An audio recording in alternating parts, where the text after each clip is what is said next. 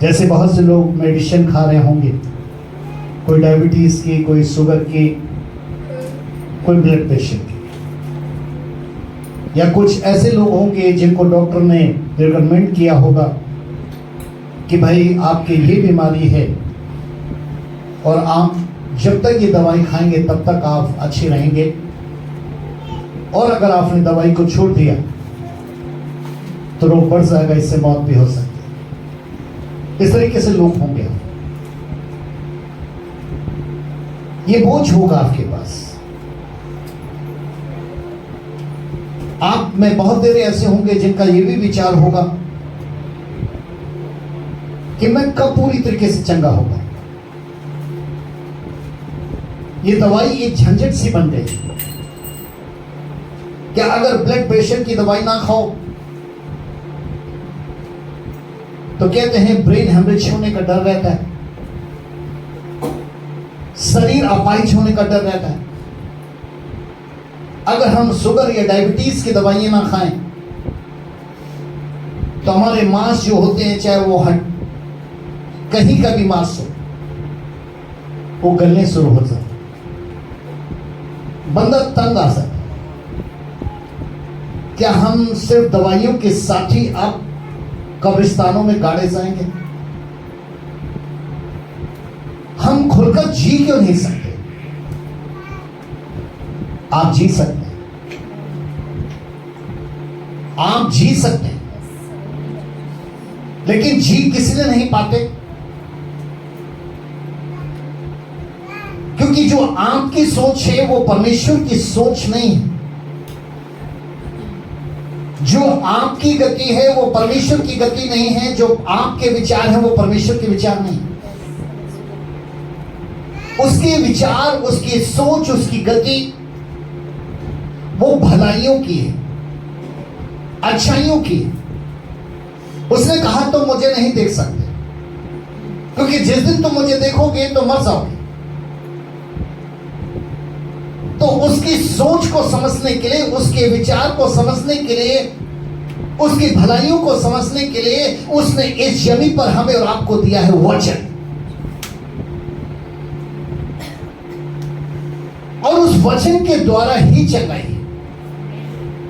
आज आप कैसे भी पेशेंट हैं, अगर आज की तारीख में इस 4 दिसंबर के अंदर आप blood pressure, diabetes, sugar, cancer, TB, asthma, kidney, brain या अन्य प्रकार की जो भी जानलेवा बीमारी हैं, अगर आप दवाइयां बंद करना चाहते हैं तो आज परमेश्वर के पवित्र वचन को ध्यान से सुनना।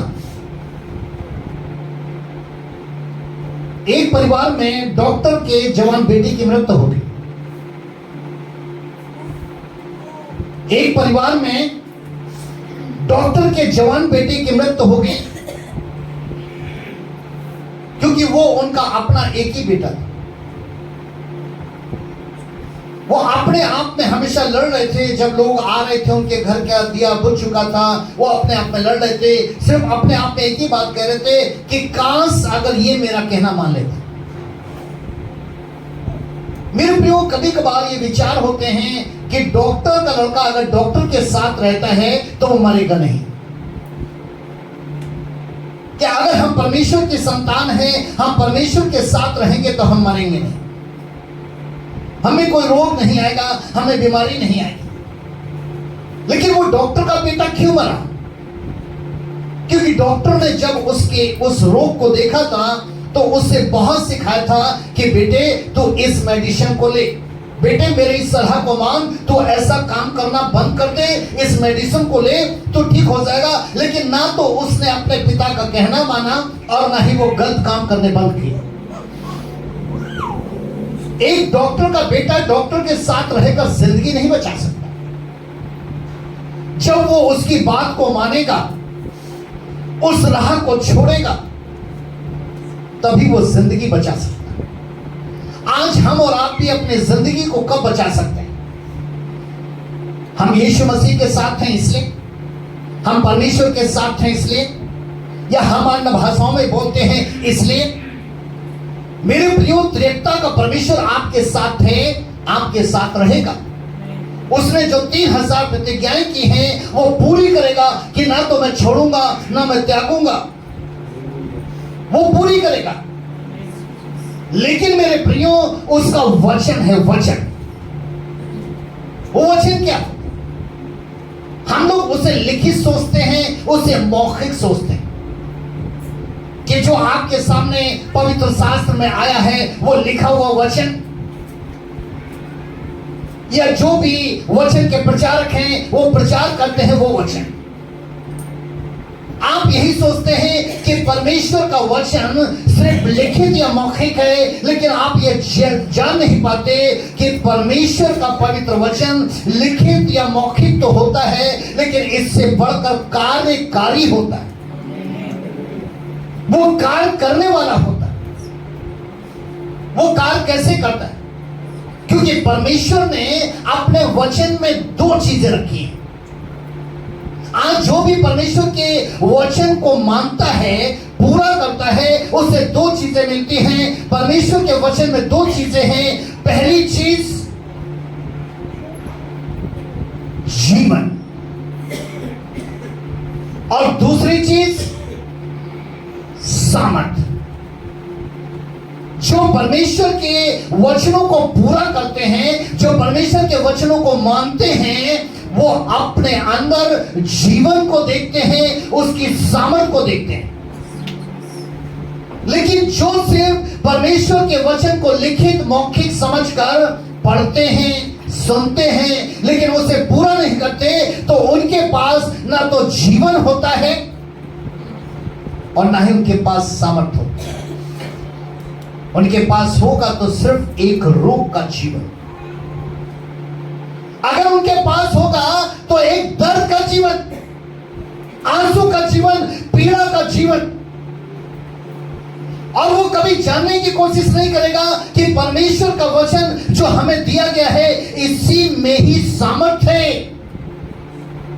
कोढ़ी शुद्ध होंगे वचन के द्वारा, बीमार चंगे होंगे वचन के द्वारा, मृतक जिंदे होंगे वचन के द्वारा, दुष्ट आत्माएं भी जाएंगी वचन के द्वारा, क्योंकि वचन में सामर्थ्य है। हम उसे सुन लेते हैं, सामर्थ को प्राप्त नहीं कर पाते। सामर्थ आता है, हम उसे पढ़ लेते हैं, सामर्थ आता है, जीवन आता है। ये वचन आपके सामने आ रहा है, आपके बीच में जीवन भी है, आपके बीच में सामर्थ भी है। लेकिन इसे जब आप जैसे ही पूरा करने का एक मन में फैसला बनाते हैं, तो आज सारे बंधन टूट सकते। हालेलुया।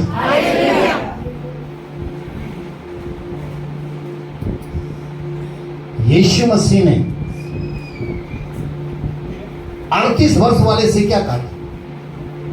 उठ, खाट उठा और चल। ये विकलांग था, एक चल फिर नहीं सकता था, लेकिन उसे वचन दिया, उठ। खुदा के कलाम में लिखा है कि एक जन्म के अंधे से भी कहा कि जा सीलों के कुंड में धो ले। जब उसने इस वचन को माना, एक अंधा सीलों के कुंड तक कैसे पहुंच पाएगा? वो सीलों के कुंड तक कैसे पहुंच पाएगा? क्योंकि वचन के खोलने से ही रोशनी आती। जब परमेश्वर का वचन आप अपने हृदय के अंदर ग्रहण करते हैं, उसी वक्त एक अंधे को भी रोशनी मिल जाती है। हम तो आत्मिक अंधे भी हैं, अगर तो भी परमेश्वर कुछ ना कुछ एक जरिया बनाता है कि मेरा विश्वासी जन गोली से जीवित रहेगा, मेरा विश्वासी जन दवाइयों से जीवित रहेगा।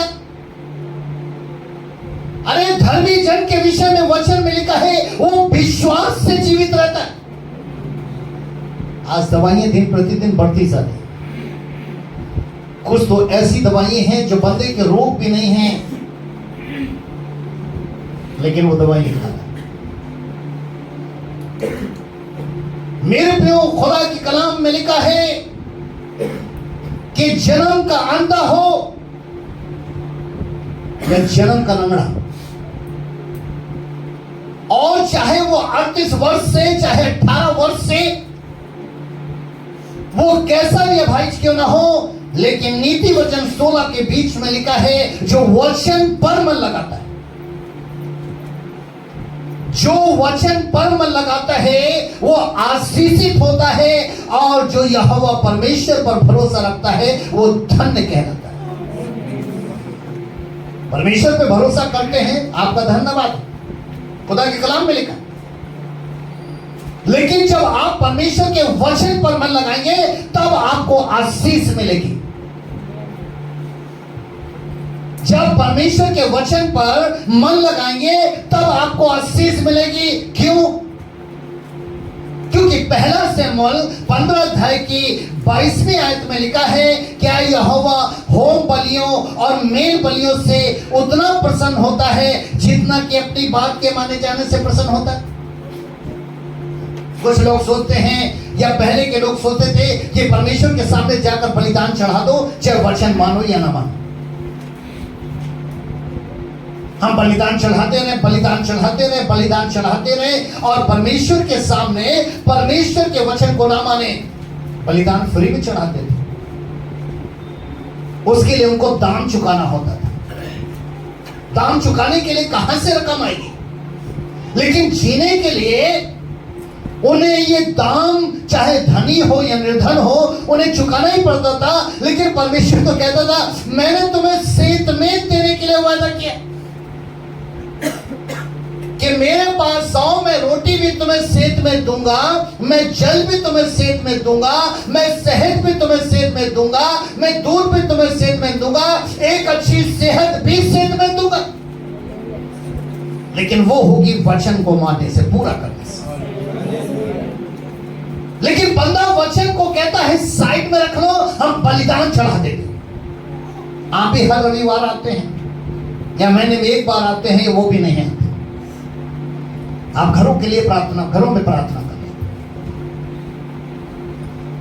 लेकिन पहले बलिदान कहां चढ़ाए जाते थे? चौराहे पर, पार्कों में, रिश्तेदारियों में, या किसी फंक्शन में गए हैं, या किसी मौत मिट्टी में गए, वहां परमेश्वर ने उसके लिए एक जगह चुनी थी जो स्वर्ग से मूसा को दर्शन दिखाया था कि ऐसी बेदी बना, ऐसा मंदिर बना, ऐसा तंबू बना, ऐसा पवित्र स्थान बना। वो इसलिए ताकि बंदा जब तक वहां पर आकर बलिदान नहीं चढ़ाएगा तब तक वो स्वीकार नहीं होगा। हम परमेश्वर के उन वचनों को जिंदगी के अंदर नहीं जान पाते, इसलिए वो कह रहा है, क्या यहोवा होम बलियों और मेल बलियों से उतना प्रसन्न होता है जितना कि अपनी बात के माने जाने से प्रसन्न होता है? तो वो क्या कह रहा है? सुन, मानना तो बलि चढ़ाने से और कान लगाना मेढ़ों की चर्बी से उत्तम है। सुन, मानना बलि चढ़ाने से और कान लगाना एक उत्तम मेढ़ों की चर्बी से, एक सुनना और मानना ये बहुत उत्तम होता है। क्योंकि पहले के लोग बलिदान चढ़ाते थे, ये मेढ़ों की जो चर्बी होती थी ये उस सुगंध को पैदा करती थी कि पाप के लिए कोई मरा है, पाप के लिए कोई मारा गया है।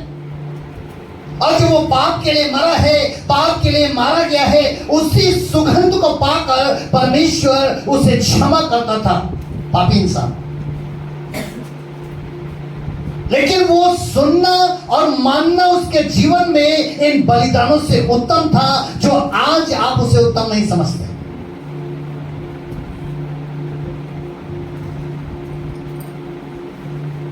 भजन संहिता किताब 138, भजन संहिता किताब 138 अध्याय की दूसरी आयत जरा ध्यान से सुने। मैं तेरे पवित्र मंदिर की ओर दंडवत करूंगा। मैं तेरे पवित्र मंदिर की ओर जाऊंगा प्रभु, मैं जरूर जाऊंगा। चाहे वह सबत का दिन हो, या प्रभु का दिन हो, या वो पश्चाताप का दिन हो, वो कोई सा भी दिन क्यों ना हो, मैं तेरे मंदिर की ओर दंडवत करूंगा और तेरी करुणा और सच्चाई के कारण तेरी करुणा और सच्चाई के कारण तेरे नाम का धन्यवाद करूंगा और तेरे नाम का धन्यवाद भी करूंगा। दाऊद कहते हैं कि ये मैंने अपने मन में विश्वास बना कर रखा है। मैंने अपने मन के अंदर ये विश्वास बना कर रखा है कि मैं तेरी पवित्र मंदिर की ओर दंडवत करूंगा। तेरी कृपा और तेरी सच्चाई, तेरी कृपा और तेरी सच्चाई के कारण मैं तेरे नाम का हमेशा धन्यवाद करता रहूंगा। क्यों? क्योंकि तूने अपने वचन को अपने बड़े नाम से अधिक महत्व दिया है। यहां समझ लिया, दाऊद कह रहा है सिर्फ इसलिए क्योंकि भवन में जाने के लिए, तुझे दंडवत करने के लिए तेरे वचन ने बोला, मैंने तो तुझे देखा तक नहीं। इसलिए वो कह रहे हैं कि तूने अपने बड़े नाम को वचन के आगे छोटा बनाया। परमेश्वर का वचन बड़ा है, परमेश्वर नहीं। ये करने वाला, ये बोलने वाला स्वयं परमेश्वर है। उसकी रूह है, उसकी आत्मा है। आप परमेश्वर के साथ रहते हैं, आप प्रभु यीशु मसीह के साथ रहते हैं, आप पवित्र आत्मा के साथ रहते हैं, लेकिन वो कह रहा है इनसे बड़ा है हमारे वचन, हमारा वचन। इसलिए परमेश्वर अपने नाम से बढ़कर अपने वचन को महत्व देता है। इसलिए जो वचन को पूरा करेगा वो ही निडर बेधड़क सुख से वास करेगा। ना तो डायबिटीज, ना तो शुगर, ना किसी अन्य प्रकार की शुगर, ना कैंसर, ना टीबी, ना अस्थमा, ना कोई जानलेवा बीमारी। अगर ये प्रयास भी करती है, अगर ये प्रयास भी करती है, तो परमेश्वर अपनी सेवा के द्वारा, अपने सेवकों में होकर वो हर बार उनके जीवन को बढ़ाता रहेगा, बढ़ाता रहेगा। और लोग दंग रहेंगे कि जीवित कैसे। इसलिए मेरे प्रियो, खुदा के कलाम में लिखा है कि उसका वचन जो है वो जीवित है, जिसमें जीवन है और सामर्थ्य है। उसमें कैसे जीवन और सामर्थ्य है? परमेश्वर क्या कह रहा है यशायाह 55 के 10 और 11 में, कि जिस प्रकार से वर्षा और हिम आकाश से गिरते हैं, आपने देखा होगा, ये ऊपर से बारिश भी आती है, ऊपर से ओस भी पड़ती है। जिस प्रकार से वर्षा और हिम आकाश से गिरते हैं और वहां यूं ही नहीं लौट जाती। ये बारिश जो इस जमीन पर आती है वो वापस नहीं चली जाती। ओस जो आती है ये वापस नहीं चली जाती कि वहां वापस लौट के। आगे लिखा हुआ है वो वापस नहीं लौट जाते, वरन भूमि पर पड़कर उपज उग जाते हैं, जिससे बोने वाले को बीज और खाने वाले को रोटी मिलती। अगर ये बारिश ना हो, अगर ये ओस ना गिरे, तो एक किसान को बीज कैसे मिलेगा? और जब किसान बीज नहीं बोएगा तो हमें रोटी कैसे मिलेगी? परमेश्वर कह रहा है जब मैं ऊपर से, क्योंकि पौलुस ने क्या कहा था कि ऊपर से ही उत्तम उत्तम दान इस जमीन पर दिए जाते। दाऊद ने क्या कहा था कि हम जब तक अपनी आंखें आसमान की ओर नहीं लगाते तब तक हमें सहायता नहीं मिलती। ये बारिश, ये ओस ऊपर से जमीन पर आकर एक किसान को बीज देती है, और किसान जब बीज बोता है तो हमें रोटी मिलती। आगे लिखा है उसी प्रकार से मेरा वचन भी होगा जो मेरे मुख से निकलता है। परमेश्वर कह रहा है उसी प्रकार से मेरा वचन होगा जो मुंह से निकलता है, क्योंकि वो व्यर्थ ठहर कर मेरे पास वापस नहीं आएगा। परंतु जो मेरी इच्छा है, लिखा है 11वीं आयत में, परंतु जो मेरी इच्छा है उसे वो पूरा करेगा। और जिस काम के लिए मैंने उसे भेजा, किसको? वचन को। जिस काम के लिए मैंने उस वचन को भेजा है, वो क्या करेगा? सफल करेगा। उसे वो सफल करेगा। हालेलुया। हालेलुया। परमेश्वर अपना वचन क्यों भेजता है? अपनी इच्छा को, कि आप में एक अच्छा स्वास्थ्य, आप रोगी ना रहे, आपके जीवन में कोई हादसे ना हो, दुष्ट आत्माओं का प्रहार ना हो, पाप से दूर रहें, शैतान से बच सकें, मृत्यु आपको छू ना सके। वो वचन देता, वचन देता, वचन देता, जिसमें जीवित एक जीवन है और जिसमें सामर्थ्य है। लेकिन उसी को हम ग्रहण नहीं कर रहे। हम कह रहे हैं परमेश्वर तुझे ग्रहण करते, जिसको हमने देखा। प्रभु यीशु हम तुझे ग्रहण कर रहे हैं, जिसे हमने देखा नहीं। लेकिन वो वचन जो हम अपने जीवन के अंदर देखते हैं, उसे सिर्फ सुनकर, उसे पढ़कर हम पवित्र शास्त्र बंद कर देते हैं और जीवनों के अंदर उसे पूरा नहीं कर पाते। इसीलिए हमारे शरीरों के अंदर कैसी कैसी बीमारियां होती हैं, परिवारों के अंदर कैसी कैसी रुकावटें होती हैं। आज शरीर कैसा हो गया? सुनसान। आज शरीर कैसा हो गया? बेडौल्स, जिसमें कोई डील डॉली ही ना, जिधर हाथ कर दो उधर हाथ चला सकते। एक अपाहिज की क्या जिंदगी है? एक रोगी की क्या जिंदगी है? उसको उठा के बैठाना पड़ता, उसके साथ खड़ा होना पड़ता, उसके साथ मौजूद रहना पड़ता है। लेकिन क्या परमेश्वर ने अपने प्रिय पुत्र प्रभु यीशु मसीह को इसीलिए वचन यशायाह 53 में कहा था कि रोगों से जान पहचान इसीलिए की थी ताकि ये जो जान पहचान हमेशा उसकी संतानों पर, पृथ्वी पर बनी रहे। वचन में जीवन है और वचन में सामर्थ्य है। वो व्यर्थ नहीं ठहरता, बल्कि वो परमेश्वर जिस कार्य के लिए आपके पास भेजता है, वो उसे पूरा करके ही। जैसे उत्पत्ति किताब 1 अध्याय के 2 आयत में पृथ्वी बेडौल और सुनसान पड़ी थी। पृथ्वी बेडौल और सुनसान पड़ी थी। कोई बस नहीं रहा था उसे, क्योंकि बसने के लायक ही नहीं थी। हमारे शरीर, हमारे मन ये बेडौल, ये सुनसान है। इनमें कोई बसता ही नहीं, शांति बसती नहीं, आनंद बसता नहीं, प्रेम बसता नहीं, कृपा बसता नहीं, भलाई बसती नहीं। उत्पत्ति 1:2 में लिखा है कि पृथ्वी बेडौल और सुनसान पड़ी थी और गहरे जल के ऊपर अंधियारा था। गहरे जल के ऊपर अंधियारा था। और आगे लिखा हुआ है तथा परमेश्वर का आत्मा जल के ऊपर मंडरा था।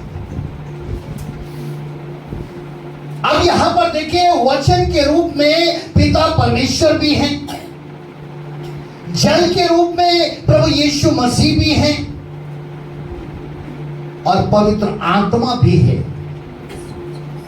यानी त्रिएकता का परमेश्वर मौजूद है, लेकिन उसके बावजूद भी पृथ्वी सुनसान की सुनसान पड़ी है। पृथ्वी बेडौल की बेडौल पड़ी है। ये सुनसान कैसे मिटाया जाएगा? जब तक इस पृथ्वी को वचन नहीं दिया जाएगा और जब तक ये पृथ्वी वचन को नहीं मानेगी।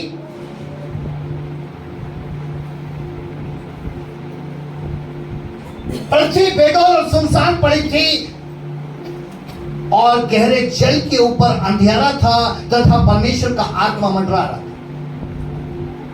अब यहां पर परमेश्वर भी है, यीशु मसीह भी है, पवित्र आत्मा भी है। लेकिन मेरे प्रिय, वो तो अपने पवित्र वचन में कहता है कि मेरे वचन के खुलने से रोशनी आती। इसलिए तीसरे पद में लिखा है उत्पत्ति के, उसने कहा उजियाले हो जा। ये वचन दिया, ये अंधेरे को दूर करने के लिए ये वचन दिया कि उजियाला हो जा। उजियाला हो गया। और जब छठवीं आई, आकाश बन गया, आकाश बन गया। नवी आयत में कि पृथ्वी बन जाए, पृथ्वी बन गई। 11वीं आयत में उसने भांति भांति के वृक्ष, हुक्म दिया वचन का कि पृथ्वी तैयार कर, उसने तैयार कर दिया। उसने कहा कि जल जो है वो जल प्राणियों से भर जाए, वो हो गया। खुदा के कलाम में उसने कहा कि पृथ्वी पर पशु और पक्षी वास करें, ऐसा हो गया। यहां तक कि मेरे प्रियो, ये मिट्टी का पुतला जो हम और आप आज चल सकते हैं, हम बोल सकते हैं, हम सुन सकते हैं, हम खड़े हो सकते हैं, इनको भी उसने इस वचन के द्वारा अपना वचन भेजकर, अपनी आत्मा के द्वारा, अपने वचन के द्वारा हमें और आपको भी उसने चलता फिरता प्राणी बनाया। किसको? एक मिट्टी को। ये वही पृथ्वी की मिट्टी है जो बेडौल थी और सुनसान थी। ये वही पृथ्वी है जो बेडौल और सुनसान है। ये वही भूमि है, वो वही पृथ्वी है, ये वही खेत है। लेकिन परमेश्वर ने अपने वचन के द्वारा सबसे पहले उसके डील डॉल को अच्छा किया और उसी मिट्टी से मिट्टी का पुतला बनाकर जो आज आप बैठे हैं, परमेश्वर की सकल और समानता और स्वभाव में आपके अंदर जान फूकी और आपको चलता फिरता प्राणी बनाया। वचन के द्वारा ही हीलिंग है, वचन के द्वारा ही चंगाई है। इसलिए मेरे प्रियो, परमेश्वर के वचन में जीवन व सामर्थ्य, अगर उसमें जीवन और सामर्थ्य नहीं होती तो वो छठवें दिन मिट्टी के पुतले को एक चलता फिरता प्राणी कैसे बनाता? क्योंकि उसमें जीवन था वचन में, इसीलिए हमारे पास जीवन है। उस वचन में सामर्थ्य थी, इसीलिए आज हमारे और आपके पास सामर्थ्य। लेकिन मेरे प्रियो, आप कितना वचन को मानते? आप तो यहां पर बैठ के बहुत से सुन भी रहे होंगे तो दिमाग कहीं कहीं लगा। खुदा के कलाम यूहन्ना की किताब 15:7 में लिखा है, यदि तुम मुझ में बने रहो। क्या आप उसमें बने हैं? या सिर्फ आपने जो दुआएं की हैं कि प्रभु मुझे अपना बना लो, अपने हो गए? ये घड़ी भी हमारी जब तक नहीं हुई, ये चश्मा भी हमारा जब तक नहीं हुआ, जिन घड़ियों को आप बांधे हैं, जिन चश्मों को लगाए आप हैं, जिन वस्त्रों को आप पहने हैं, ये भी आपके जब तक नहीं हुए जब तक इसका दाम आपने अदा नहीं कर दिया। प्रभु यीशु मसीह ने हमारे पापों का दाम अदा किया है, लेकिन इस जमीन पर हमने वचन का दाम अदा करना है, उसे पूरा करके। 15:7 में लिखा है, यदि तुम मुझ में बने रहो और मेरा वचन तुम में बना रहे तो जो चाहो मांगो वो तुम्हारे लिए। जब तक आप वचन में नहीं बने रहेंगे तो वचन आप में कैसे बना रहेगा? रोमियो 1:18 में लिखा है कि आज भी परमेश्वर का क्रोध उन पर उत्पादित होता है जिन्होंने सत्य को अधर्म से दबा कर रखा है। यूहन्ना 8:31 में लिखा है, सत्य को जानोगे तो वो तुम्हें आजाद करेगा। जो आजाद करने वाला सत्य का वचन है उसको हमने दबा कर रख लिया। हम उसमें नहीं बने हैं, इसलिए वचन हमें नहीं बना है। धर्म के काम, प्रार्थना कितनी करते हैं आप? आत्मा और सच्चाई से कितनी प्रार्थना करते हैं आप? उपवास, कितना आत्मा और सच्चाई से आप उपवास को रखते हैं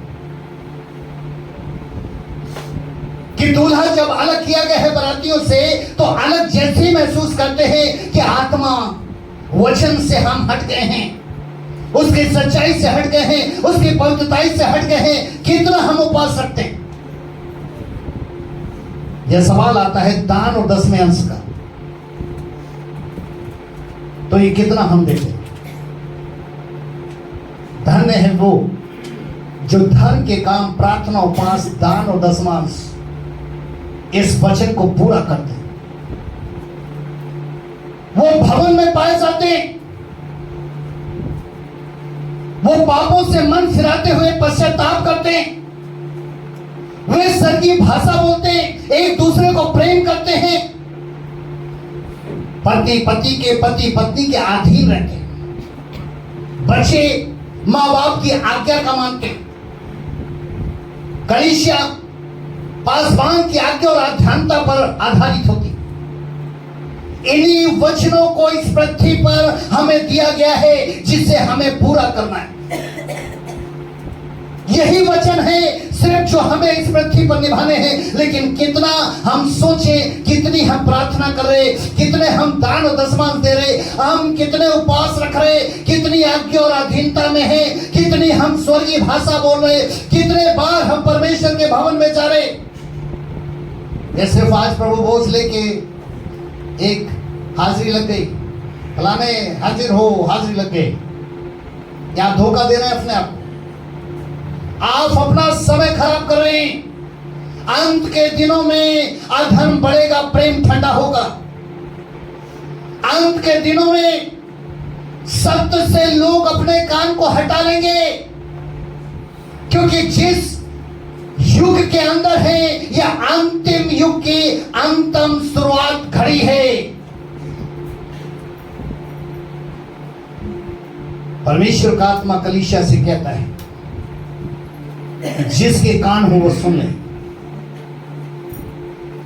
आत्मा कलीसिया से कहता है कि जिसके कान हो वो सुन ले,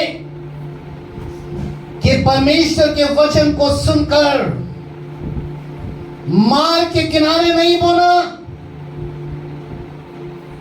परमेश्वर के पवित्र वचन को सुनकर मार्ग के किनारे नहीं बोना,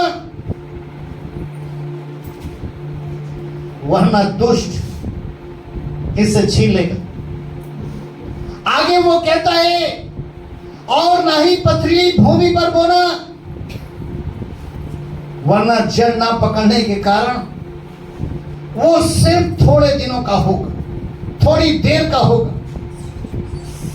आत्मा कलीसिया से कहता है और ना ही इस वचन को झाड़ियों में बोना, वरना संसार की चिंता और धन का धोखा उसे भी दबा देगा। आत्मा कलीसिया से कह रहा है परमेश्वर के पवित्र वचन में जीवन है, सामर्थ है, इसलिए इसे अपने हृदय में बोना ताकि आपको 30 गुना, 60 गुना और 100 गुना आशीष मिले। परमेश्वर के पवित्र वचन में जीवन है, परमेश्वर के पवित्र वचन में सामर्थ है। पृथ्वी को सुनसान व बेडौल किसने बनाया था? अंधियारे। ये अंधियारे कौन था? जो पहले कभी परमेश्वर की सामर्थ था, चहता तारा था जिसमें रोशनी ही रोशनी थी। लेकिन जब इसने स्वर्गीय उस परमेश्वर के पवित्र वचनों को इसने अपने मन के अंदर ना बसाकर इसने अपने आप को बड़ा करने की कोशिश की, परमेश्वर ने इसमें से जीवन, परमेश्वर ने इसमें से सामर्थ्य छीन ली और यह अंधियारा बन गया। इस अंधियारे ने ही इस पृथ्वी को सुनसान और बेडौल बनाया था। यह अंधियारा शैतान है, यह अंधियारा रोग है, रोग। यह अंधियारा रोग के समान है कि शैतान परमेश्वर के वचन को आपको पूरा नहीं करने देता। ये शैतान परमेश्वर के वचन को पूरा नहीं करने देता, इसीलिए क्योंकि वो हमेशा आपको रोगी बना कर रखे।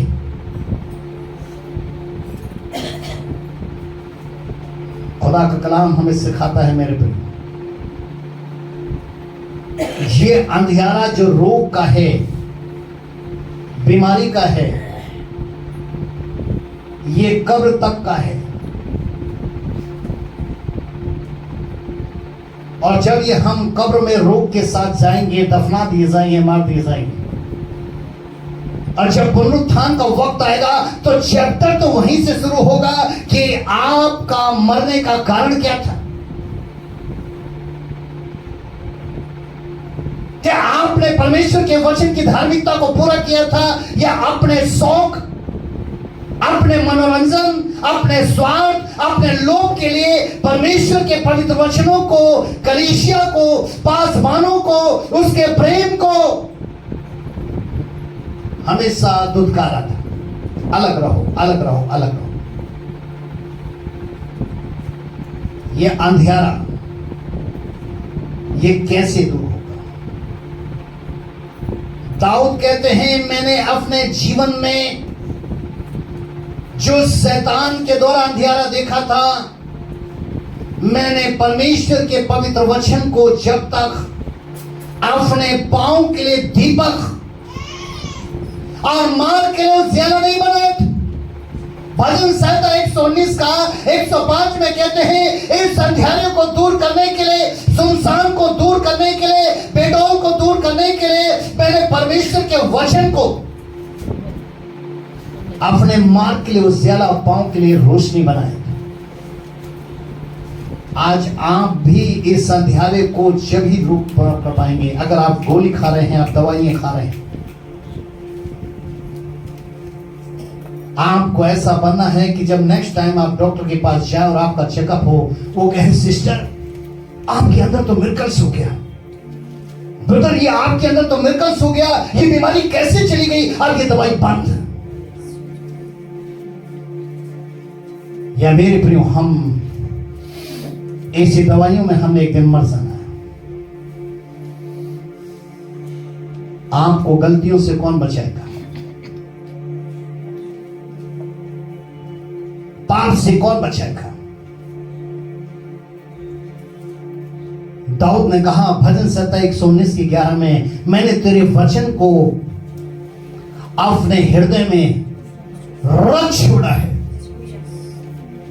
मैंने तेरे पवित्र वचन को अपने हृदय में रख छोड़ा है ताकि तेरे विरुद्ध वचन, इसी में जीवन है, इसी में सामर्थ है। शैतान एक पहेली के समान आपके सामने कुछ चीज डाल देगा, दाने के समान। धन भी डाल देगा, नौकरियां भी डाल देगा, इच्छाएं भी डाल देगा, लेकिन सिर्फ आपको पकड़ने के लिए, जैसे एक पहेलिया पक्षियों को पकड़ने के लिए और जाल में आने के लिए दाना डालता है, वैसे ही शैतान जो है वो दानों को डालेगा। इस अंधियारे से बचना है। अगर आप उसके वचन में नहीं बने हो और आपके पास उसके वचन के द्वारा चंगाई नहीं है, तो आज ही वो आपको अपना वचन दे रहा है। अगर आज तक आप धर्म के कार्य में नहीं बने हो, जो प्रार्थना, उपास, दान और दशमांश, अगर आज तक आप कलीसिया के आज्ञा और अनुशासन में नहीं बने हो,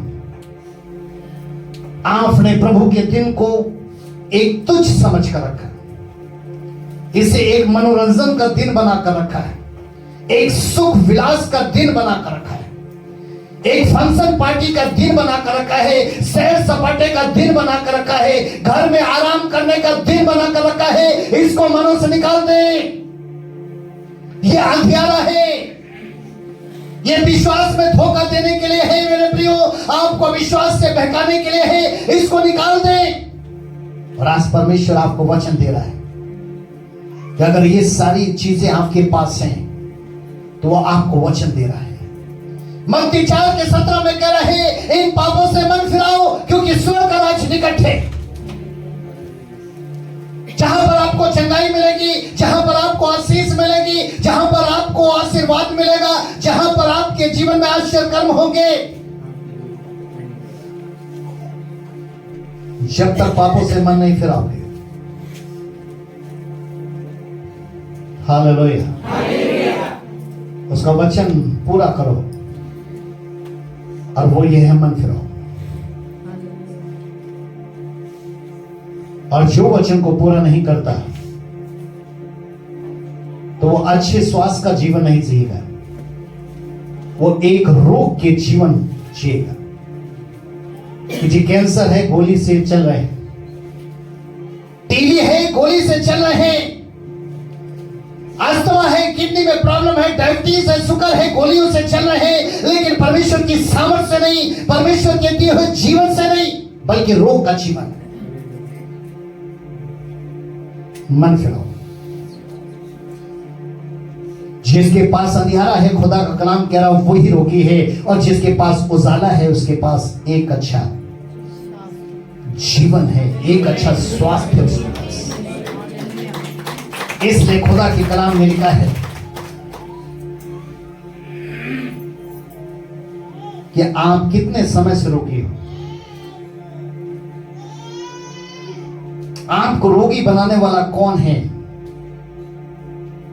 आपके शरीर से, मन से शांति, आनंद, तसल्ली, सुख ये दूर करने वाला कौन है?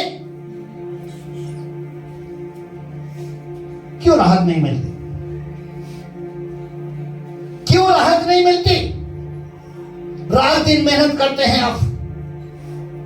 किस लिए मेहनत करते हैं? आपको और आपके बच्चों को तसल्ली मिलेगी, लेकिन क्या मिलता है? सिर्फ दुख भरी रोटी। कौन सा जीवन? रोग का जीवन। कि ये कैंसर हो गया है पापा को, मम्मी को, बेटा को, बेटी को, किसी को भी, और डॉक्टर ने कह दिया कि भाई जब तक जीवित रहेंगे तब तक ये दवाई खाएंगे, और जब ये दवाई बंद हो जाएगी तो ये भी बंद हो जाएंगे। रोग का जीवन। इससे हमने और आपने बाहर निकलना है। उस कब्र के अंदर हमने जब तक नहीं जाना है जब तक हम और आप एक नई देह को ना पहने।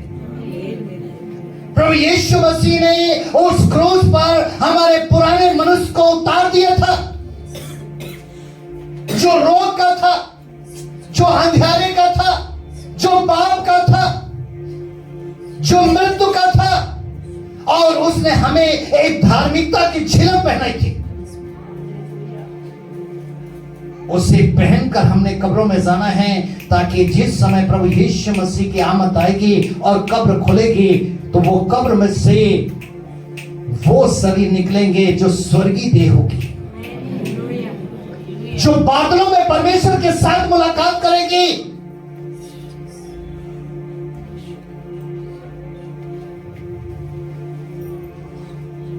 इस शैतान ने आपको रोग का जीवन दिया है, डरा कर रखा है कि अगर दवाइयां बंद करने के तो मर जाएंगे। मरियम मर्था ने क्यों कहा था, प्रभु यदि यहां तू होता तो मेरा भाई नहीं मरता, क्योंकि उसकी आशा प्रभु पर थी। लेकिन प्रभु यीशु मसीह ने वचन दिया कि पुनरुत्थान और जीवन वचन। खुदा की कलाम में लिखा है, पिता परमेश्वर आपके साथ है, अच्छा है। प्रभु यीशु मसीह आपके साथ है, अच्छा है। पवित्र आत्मा आपके साथ है, अच्छा है।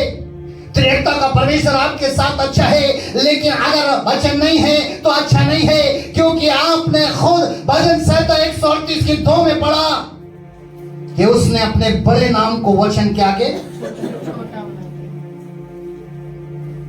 वो अपने वचन के पूरा होने से प्रसन्न होता है। अपने वचन के माने जाने से पूरा होता है। हम वचन को नहीं मानते, हम परमेश्वर के साथ हैं, अच्छा है।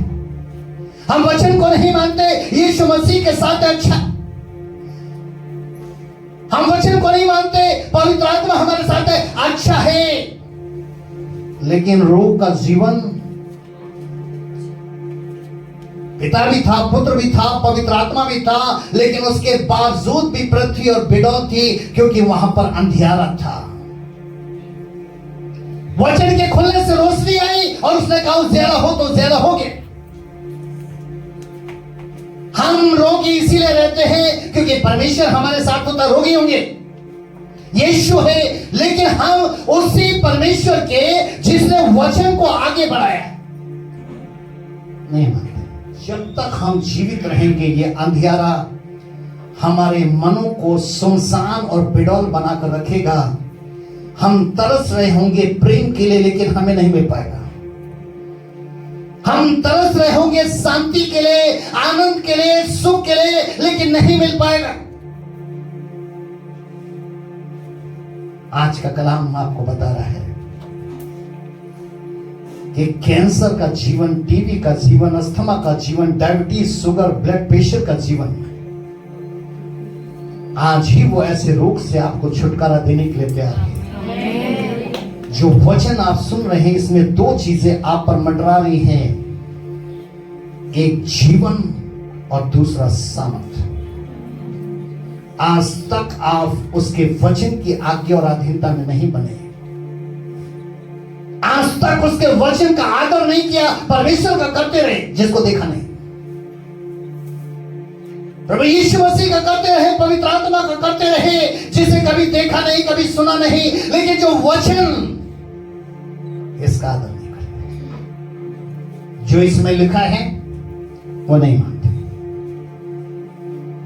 इसलिए आज ऐसे रोगियों का जीवन से छुटकारा मिलेगा। लूका की किताब 13 अध्याय 11 से 16 तक में एक स्त्री को शैतान ने 18 वर्ष से कुबड़ी बनाकर रखा था, ऐसे हो गई थी हड्डी।